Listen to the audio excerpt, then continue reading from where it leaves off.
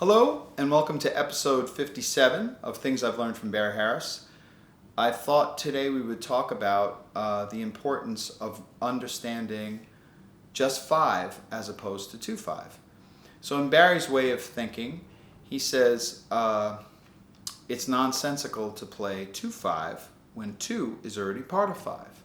And before, a lot of people get bent out of shape about it, it actually makes a lot of sense, and it makes your life easier to look at it that way. It's broken up into, instead of 2 things, it's just 1 thing. Now there's a lot of things in that 1 thing, and that's what we'll get to. And then you'll see how, if you think about it as just 5, it's going to include everything and even more than people that look at it as 2/5.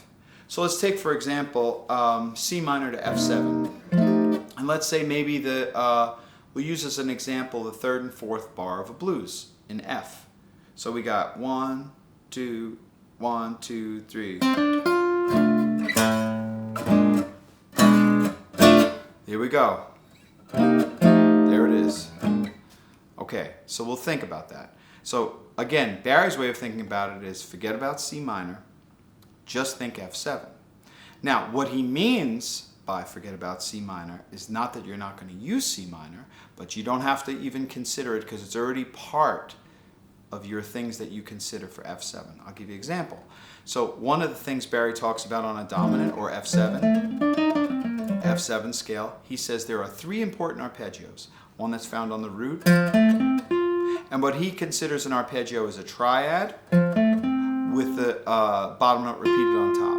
So if we have the one on the root would be F major. So that's inverted.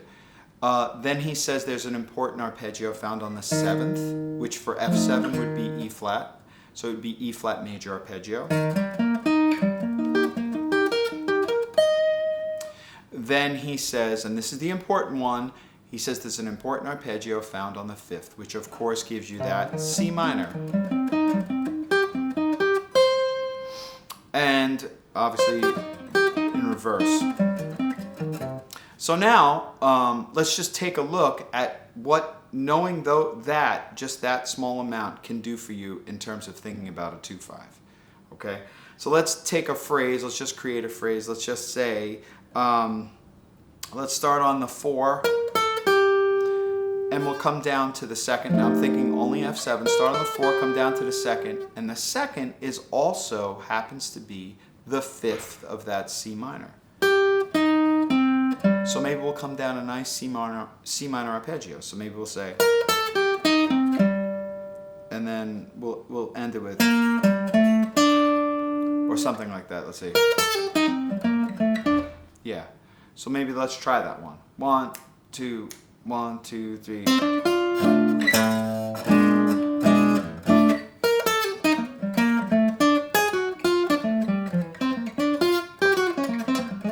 But see, there it was, right there, the C minor arpeggio. Maybe we'll come down the minor arpeggio from the tonic. So let's see what that sounds like. 1, 2, 3.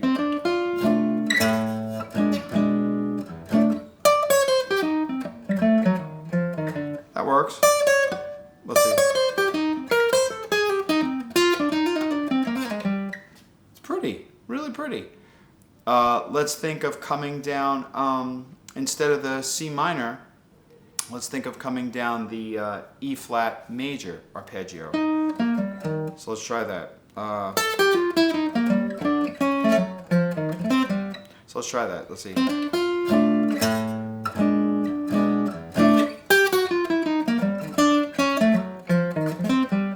And if you can hear, part of what I'm doing also is I'm bringing in F7's tritone. So you got F7, and then Barry has the rule for the tritone, which other people talk about too, which is anytime you play a dominant chord that's going home, or a 4th higher, whether it be going home to a major, a minor, or another dominant, you could play its tritone as a substitute. And the tritone of F7 is B7.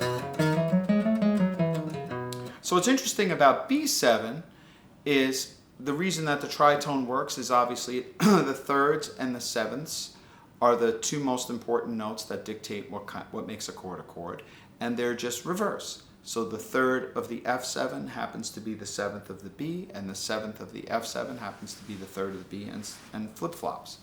So therefore, anything that we do on the F7 and all the important arpeggios that we can do on the F7, we can also do on the B7. So just for example then, the B7 has an important arpeggio found on the let's say the seventh, which is the A major arpeggio. So we have to know our A major arpeggio. We also have to know the important arpeggio that's found on the root of the B7, which is just a regular B major. We also have to know the important arpeggio that's found on the fifth of B7, which happens to be F sharp minor.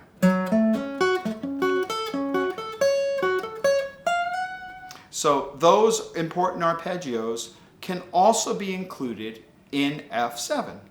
So let's try to use one of those things, and also all the other things that we know how to do. But let's try to use one of those important arpeggios. So let's say,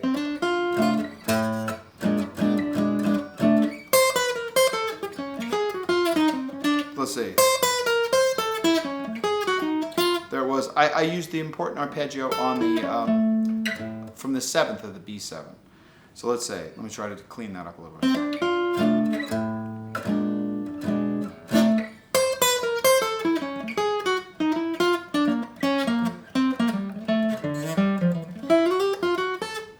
So it works.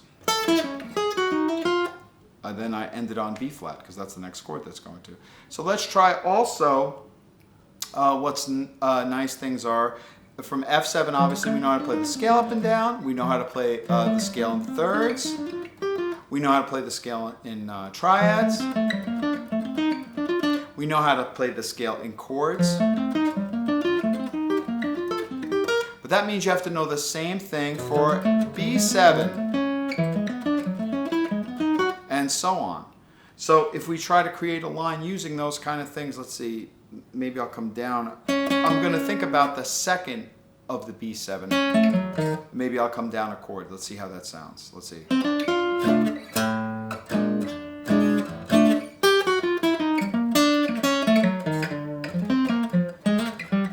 There it was. So how did I do it? Or, oh, well, I could have gone down the A there. But this is why, if you start to think of all of these things that are included just in F7 and F7's tritone, you never have to think 2-5. And I would just suggest this for everybody that is going to immediately disagree with it, argue with it. It's totally fine. You could do that. I would say try it. Try thinking of it this way and see how free you start to feel. Instead of having to think that you have one bar of C minor and one bar of F7, if you just think F7 the whole way.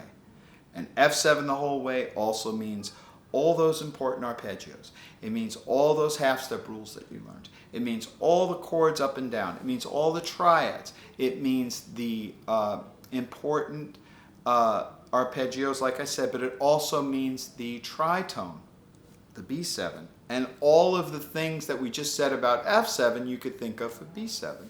And then the only thing you have to worry about is making them sound right. A pretty way to end up on it. To end up on the next chord, which the following chord on the fifth bar would be a B flat 7. So those are the things that then you can worry about. Instead of thinking to yourself 2-5, that's much too complicated. I mean, I can't honestly for myself, because I didn't learn it any other way. I only learned it this way. So when somebody else told me about this other way to think about it, where it was 2-5, it seemed odd to me because I never had to look at it that way. And it was too difficult for me. So anybody who wants to argue the point, it's okay. You can argue the point if you want, but I would say try it. Just try it and see what happens. And Barry talks about this because he said that Charlie Parker didn't think 2-5. Charlie Parker thought 5. So he said the same thing about Bud Powell. Bud Powell didn't think 2/5. Bud Powell thought 5. So I'm going to go with them. I'm going to go with what he says they were thinking. I'd rather go with them.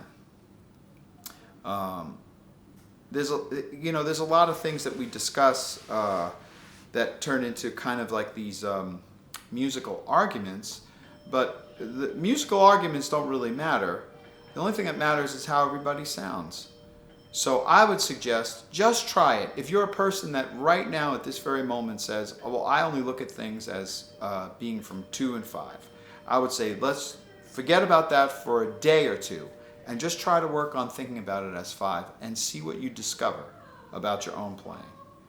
So anyway, that's the end of this short episode 57, which is, I guess, will be titled Think About 5, Not 2/5.